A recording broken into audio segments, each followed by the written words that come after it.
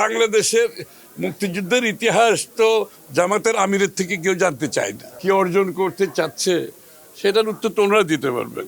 একটা বানাওয়াট সাবজেক্ট নিয়ে এইটা বক্তৃতায় নিয়ে আসা, আর এগুলো কি কেউ বিশ্বাস করবে বাংলাদেশের?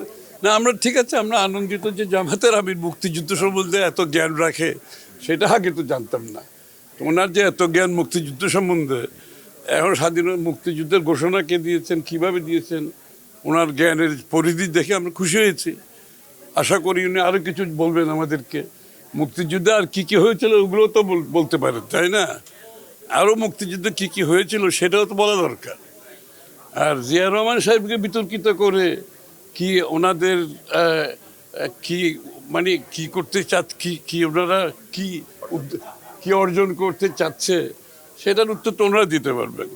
আর জিয়া রহমান সাহেবকে মার্কেটিং করার আমাদের তো প্রয়োজন নেই। আর সুতরাং আসলে এগুলো হচ্ছে কি জানেন, এইগুলো হচ্ছে ওনাদের খুব বেশি কিছু বাংলাদেশের ভবিষ্যৎ নিয়ে খুব বেশি কিছু বলার আছে বলে তো আমার মনে হয় না।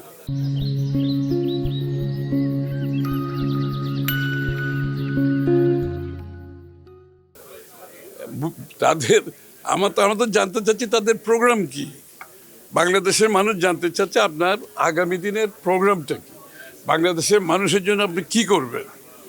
প্রোগ্রামগুলো না বললে এখন মুক্তিযুদ্ধে চলে গেলেন, আবার জিয়ার মুক্তিযুদ্ধের ঘোষণা কীভাবে আসলো সেখানে চলে গেলেন, আবার এগুলো তো হচ্ছে আসলে আমি তো বলতেছি এই যে আমরা বিভক্তি থেকে বেরিয়ে আসতে চাচ্ছি, সামাজিক বিভক্তি, রাজনৈতিক বিভক্তি থেকে একটা ভবিষ্যতের বাংলা দিকে যাচ্ছে।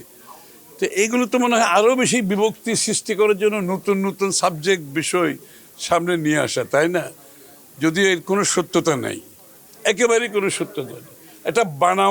একটা বানাওয়াট সাবজেক্ট নিয়ে এইটা বক্তৃতায় নিয়ে আসা, আর এগুলো কি কেউ বিশ্বাস করবে বাংলাদেশের স্বাধীনতার ইতিহাস? বাংলাদেশে যারা জানে তারা এই সমস্ত বকওয়াজ করে বাংলাদেশকে বিভক্তি করে একটা নতুন একটা কি বলে ন্যারেটিভ নিয়ে আসার যে চেষ্টা, এগুলো কি কারো কাছে কোনো গ্রহণযোগ্যতা পাবে? আমি তো মনে হয় তারা নিজেদেরকে আরও ক্ষতিগ্রস্ত করছে। তাদের যদি কিছু এখনও কিছু গ্রহণযোগ্যতা থাকে, এই ধরনের বক্তব্যের মাধ্যমে তাদের সেটাও তো বোধহয় তারা হারাচ্ছে। আমার মনে হয় তারা সেটা হারাচ্ছে এই ধরনের বক্তব্যের মাধ্যমে। বাংলাদেশের মুক্তিযুদ্ধের ইতিহাস তো জামাতের আমিরের থেকে কেউ জানতে চায় না। জানতে চায় বাংলাদেশের মুক্তিযুদ্ধের ইতিহাস কি জামাতের আমিরের থেকে বাংলাদেশের মানুষ জ্ঞান দিতে চায়?